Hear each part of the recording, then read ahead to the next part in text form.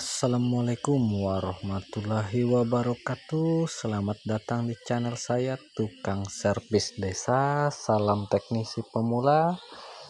Hari ini saya kedatangan HP Realme C11 2021 ya, dimana LCD-nya lumayan parah ya. LCD-nya ini sudah rusak ya untuk LCD-nya. Jadi ini minta ganti LCD ya.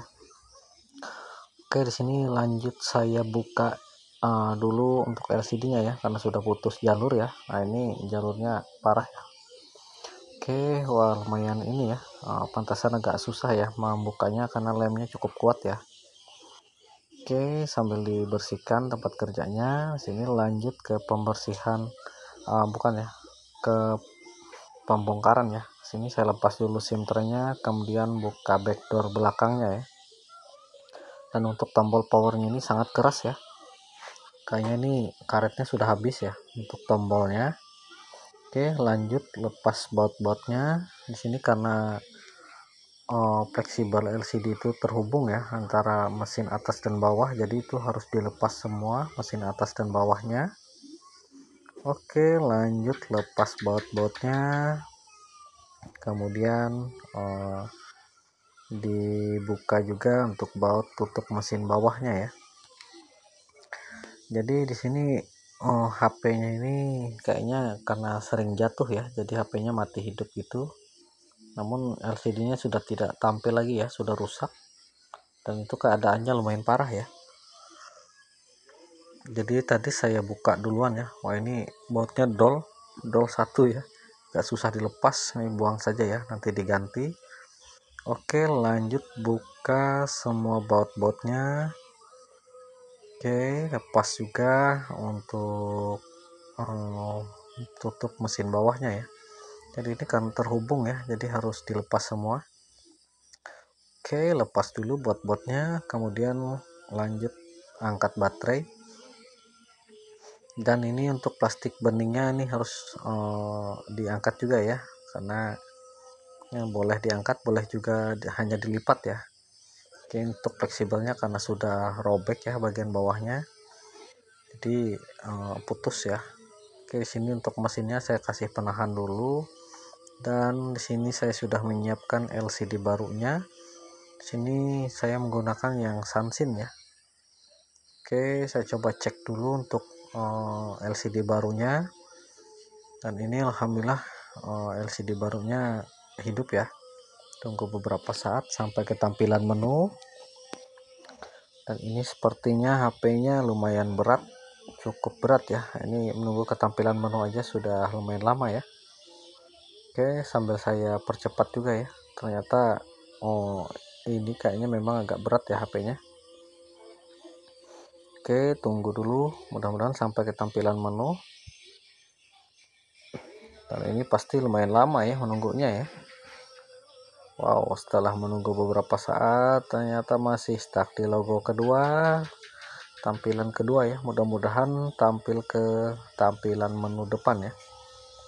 Oke, tunggu sampai ke tampilan depan. Nah, ini harus ekstra sabar ya untuk menunggunya.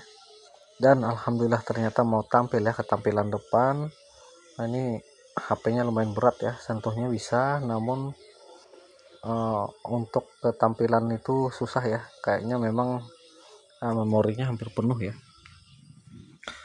Oke, sambil dicoba ya, ternyata masih susah disentuh ya. Dan ini HP-nya cukup berat ya untuk menjalankan sentuhnya.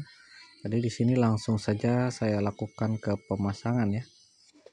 Oke, sini saya lepas dulu untuk baterai dan lain-lainnya, kemudian bersihkan bagian frame-nya ya. Dan di sini langsung saya pasang ya, kan tadi saya skip untuk pembersihan karena itu pastinya lama ya. Jangan lupa lepas semua plastik-plastik yang ada di LCD baru, kemudian siap dirapikan ya. Dan di plastik untuk bagian kamera itu ada plastiknya ya, itu harus dilepas. Nah, apabila tidak dilepas nanti kameranya malah blur sekali ya, malah tidak ada tampilannya. Oke, alhamdulillah. Itu sebelum melakukan pengeleman saya coba tes dulu ya, dan alhamdulillah cukup presisi ya. Kemudian lanjut untuk pengeleman, dan saya yakin para penonton juga ini ya, kayaknya bosan ya kalau videonya itu saja. Dan ini memang sering kebanyakan ini ya, saya dapat yang mengganti LCD ya. Jadi rata-rata itu mengganti LCD, biasanya jarang ya yang ini kayak servis lain, buka pola atau sandi itu ya, kemudian melakukan hard reset, terus ganti IC atau ganti baterai, termasuk jarang ya. Biasanya kebanyakan di LCD. Namun alhamdulillah selalu kita syukuri ya, walaupun itu pekerjaannya ya. Oke, lanjut pasang LCD nya, kemudian tekan pelan-pelan bagian sisi-sisinya, hati-hati dan jangan terlalu kuat ya. Apabila terlalu kuat nanti malah ini ya, rusak ya LCD nya. Oke, sambil dirapikan konektornya, paskan lagi, kemudian lanjut ke pemasangan baterai dan lain-lainnya ya. Oke, sambil dipaskan lagi. Kemudian sini saya coba dulu untuk mengecas, apakah mau mengecas, dan ternyata sepertinya untuk mengecas ini nggak masuk ya untuk konektor casnya. Ini masuk ya, sambil dipegang ya, sambil digoyang, dan ini masuk. Lalu untuk bagian bawahnya ini ada bagian yang patah ya, jadi saya tambah lem untuk bagian bawahnya.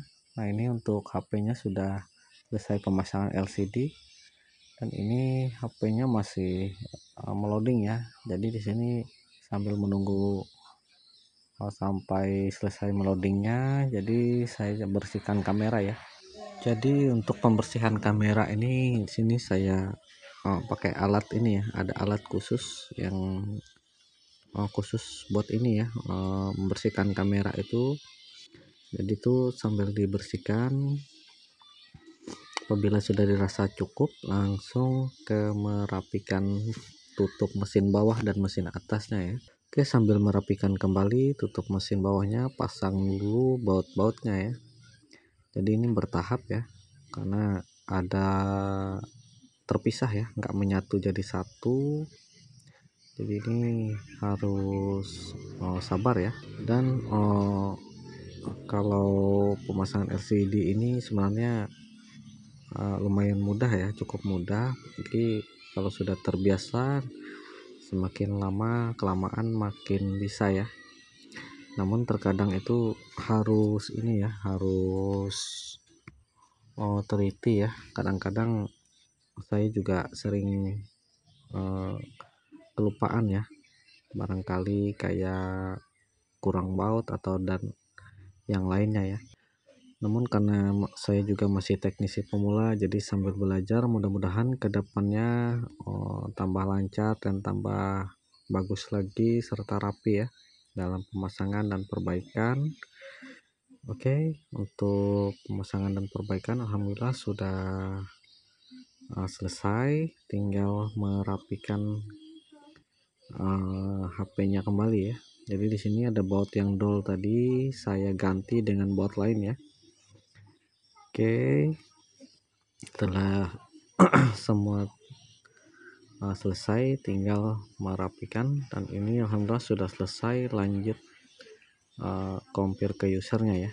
Assalamualaikum warahmatullahi wabarakatuh.